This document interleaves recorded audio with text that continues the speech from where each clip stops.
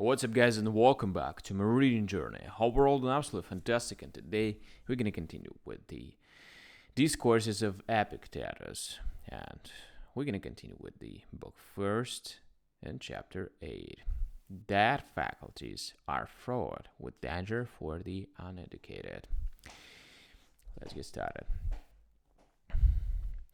Just as it is possible to interchange terms which are equivalent to one another, so and in just as many ways it is allowable to vary in argument the types of disputative argument and ephenem.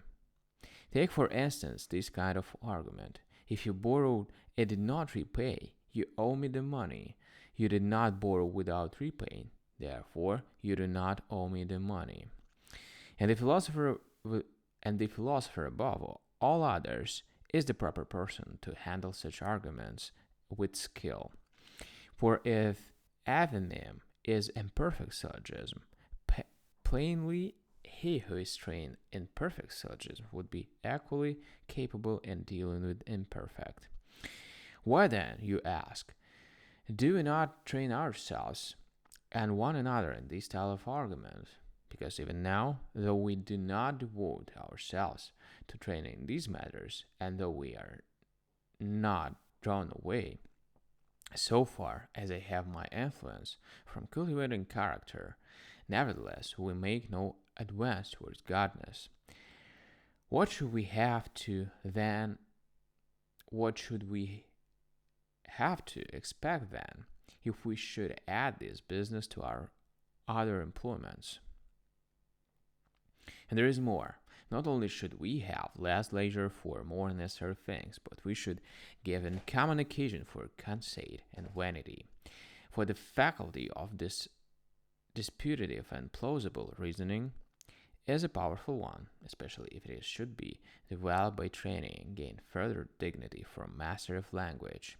For indeed, generally, every faculty is dangerous when it comes into the hands of those who are without education, without real force, for it tends to exalt and puff them up.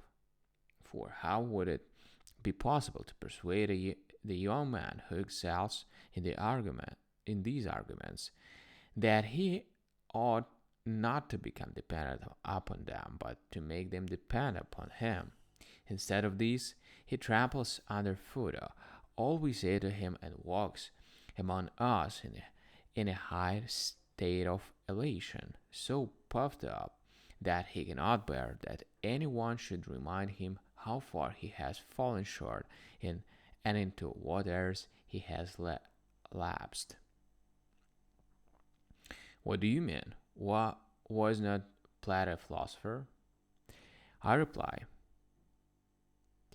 was not Hippocrates a physician? But you see how eloquent Hippocrates was. Was Hippocrates so eloquent by virtue of being a physician? Why then do you mix qualities which are casually united in the same person? Suppose Plato was handsome and strong. Ought I also to set and strive to become handsome and strong, as though these were necessary for philosophy, just because one philosopher was handsome as well? Will you not have the discernment to see what makes men philosophers and what qualities are accidental in them? Suppose now I were a philosopher, ought you to become lame? You ask me, do I then count these faculties as of no effect? Heaven forbid, no more than I ignore the faculty of vision. Nevertheless, if you ask me what is the true good of man, I can only say to you that it lies in a certain disposition of the will.